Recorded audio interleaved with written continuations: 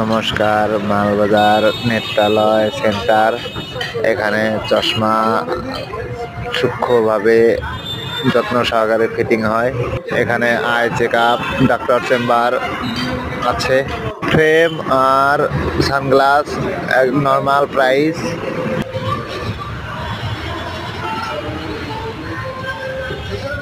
I check up যত্ন সহকারে করা হয়।